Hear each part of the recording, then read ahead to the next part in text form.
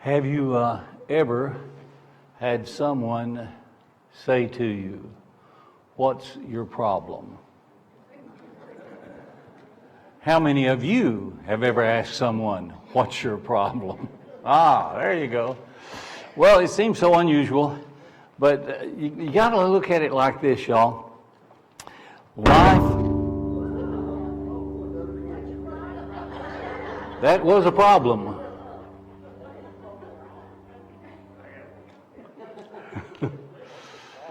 What is the problem? The comment that I got one time was you, but, okay. Oh, that's what happened.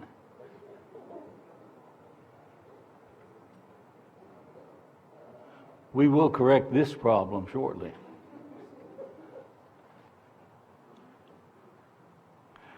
But it just goes to show you, excuse me, one of the real facts of life.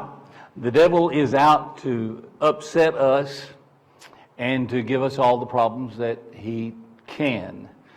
Satan knows exactly what it takes to get on your last nerve. Have any of you ever been on your last nerve? Okay. You got to think about this now. Say, what in the world has this got to do with it?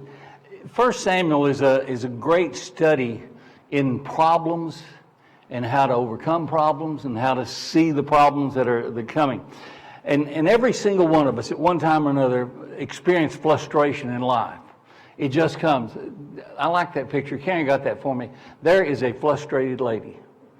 I would hate to know what she's telling that guy, but she's frustrated. It happens in life. We got a problem. We're trying to fix it. We become agitated. And when we get agitated, y'all, it seems like we get agitated with the entire world. Has anything ever set you off early in the morning and you stayed mad the whole day? Well, there's a few of us that are honest. Okay? Hey, it's there. We get agitated, we get aggravated. But here's the thing about it. We've got to learn how to face the difficulties of life and how to overcome them. Be assured of this, it doesn't matter where you are in life, you're going to face a difficulty. The good part about it is we have the opportunity to overcome them. Now, some folks really enjoy their problems, and they want everybody in the world to know how bad life is and what their problems are, and they just want them to heap upon them time after time after time. The fact is, y'all, problems come, but we can overcome them if we want to. It's a decision that we've got to make. And so much of the time, folks decide, well, this problem's never going to go away. What are you doing to get rid of it? Well, let's look at a couple of things here. 1 Samuel really gives us the formula that tells us really how to defeat our problems if you'll just look at it. Now, here is the problem that they faced. When you read 1 Samuel 17 chapter, it seems that there was a giant named Goliath. Now, Goliath had gone down into the valley, and according to the scripture, it says that he taunted the Israelites day and night, all day long. Went down in the valley, and the one thing that he did, he just told them, said, "Hey, come on down here. Come on down and fight with me. Send your best guy down." Said, "If he wins, I'll go home and we'll forget it. It's all over with." But every day, he just kept on and kept on. All of us at one time or another face some nagging problem, and we wonder, will it ever go away? Will anything ever change? Well, yeah, it can. But the thing is, we've got to decide to do something about that particular problem. Well, as they looked at their problem, and as you think about it, there was a little boy named David who came along. It seems like this even added to some of their problems, because here comes David. Now, it seems that David's brothers were already there as a part of the Israelite army, and they were camped on one side, Goliath's down here in the valley. He's hollering at them. Here comes David, and David begins to talk to some of the other people and finds out what's going on. I really like the fact that if you read that real close, it says in the 17th chapter that they told David, said, "Listen, if somebody can go down there and defeat Goliath, King Saul will do anything that he can for you." Perked David's ears up, thought, "Hey, this is nothing. I think we can handle this." Well, first thing that happens is that David sees the problem. David knows how to handle a problem, But every time we begin to try and take care of an issue that comes up in life, there's always somebody out there that wants to criticize you just a little bit. Have any of you ever been criticized? Some of y'all ain't lived yet. Yeah. Somebody's out to criticize something somewhere along the line. And I got to reading this, and when you begin to look at this, if David had been like us, let's do it this way. Had David been like us, we'd have probably hung up our hat and gone home and whipped and everything else. But he didn't. And begin to look at how he did. The first thing that David did, he did not worry about criticism. I want you to understand this. It doesn't matter where you are in life, what goes on in life. There's going to be somebody out there that will criticize what you're doing. Now, according to verse 28 of 1 Samuel 17, this is what it says. When Eliab, David's oldest brother, heard him speaking with the men, he burned with anger at him and asked, "Why have you come down here?" Can you not imagine what he's saying in Arkansas? What you doing here? Well, why have you come down here? And with whom did you leave those few sheep in the wilderness? I know how conceited you are and how wicked your heart is. You came down only to watch the battle. Man, if that's not criticism, I don't know what is. The brothers are criticizing the fact that he even came down there. At this point, it's not really said that David's going to do anything. David's just there. How many times have you shown up at something and somebody asks you, "What are you doing here?" Well, I'm just here. See, there's always times that somebody's going to find something that they can criticize about. You would learn that the most defensive mechanism that some folks have in life is to criticize. So David's brothers, their defense mechanism was this: we're going to criticize you. Why are you here? What are you doing? Are you just here to look and see what's happening to us? Well, that was one little bit of criticism he got. David got through that criticism, handled his brothers quite well, but then King Saul decided that he would criticize just a little bit. The army criticized, that's the brothers, then King Saul does. Verse 33 says this: Saul replied, "You're not able to go out against this Philistine and fight him. You are only a young man, and he has been a warrior from his youth." Isn't that something to be told? And get it this way. I want you to understand this. Sometimes folks are criticized for being too young, and then guess what? You're criticized for being what? Too old. Y'all are following real good. We're doing good. This is where it was. See, Saul was just saying, "You're too young. You don't know what's going on. You've not lived. You've not experienced all these things." Man, David had to think for a minute and says, "What do you mean I'm too young to do this? You send me out with the sheep. You don't know what's going to come my way. I've taken care of lots of things in life. I know how to handle a few things in life." One, because David will tell him in a moment, "I have learned to trust the Lord." Now understand this, when criticism comes in life, your first response is to go to God with it. Just understand that God knows what you're going through. Learn then to ignore criticism. It doesn't matter what you do, how you do it, somebody's going to find fault with it. Somebody's going to look at it and say, "Oh, I'd have done it differently," or "I wouldn't have done that at all. This is not yours." Just learn to ignore the criticisms and come aware. Be aware. The best thing you'll ever do in life is learn to ignore criticism. Now somebody will say, "Wait a minute, what about constructive criticism?" Constructive criticism builds you up. And if you'll notice, the criticism that David was experiencing was criticism that tears down. You ignore destructive criticism, but you can take criticism that lifts you up. Well, now what else is going to do? So as you think about this, what's the problem you got here? Well, there's the problem. Goliath's down here.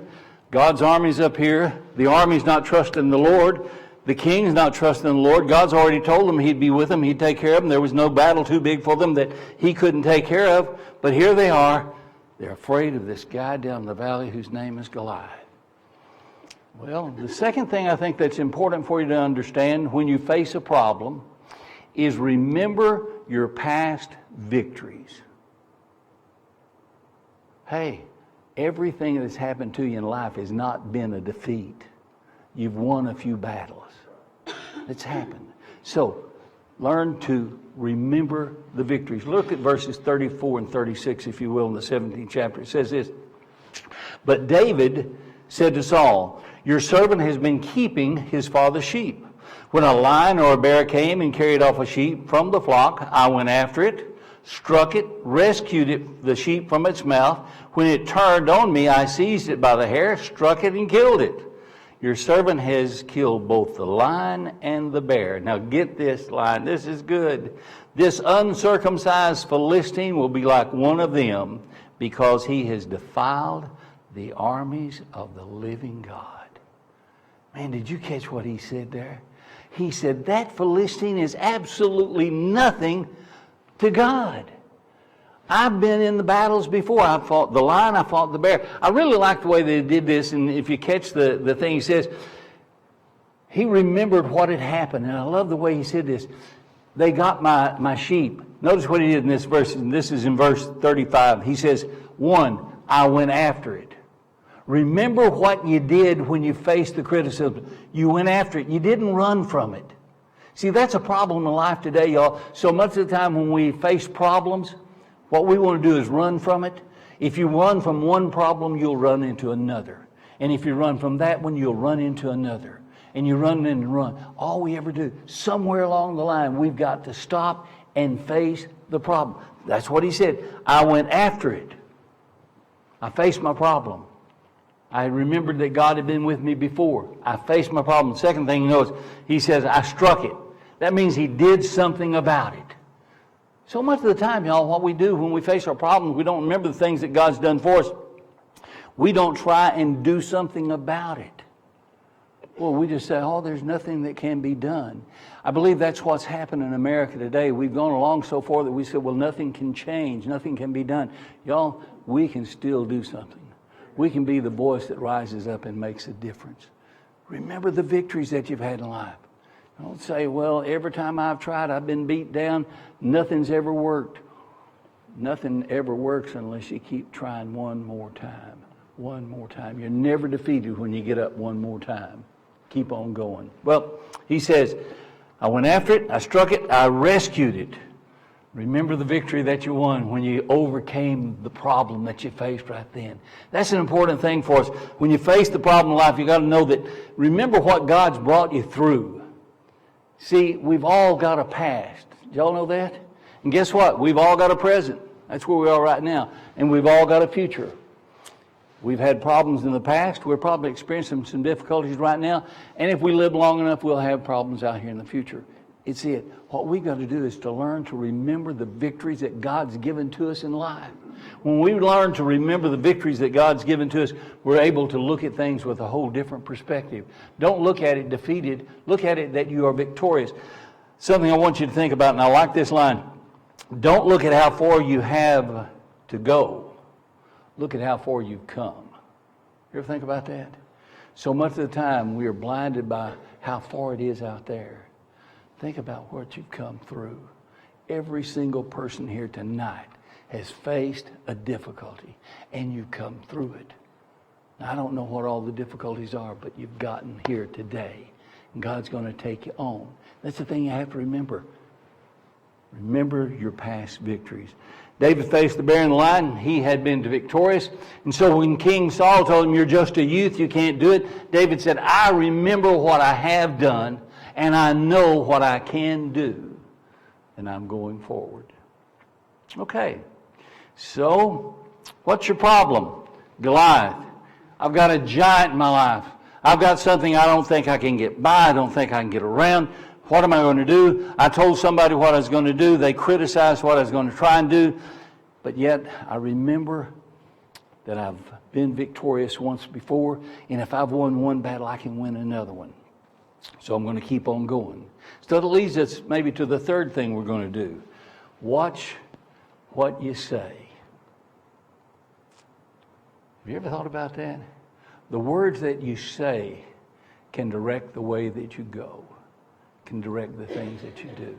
I like this. Now think about this. Look at verses 46 and 47 for just a second.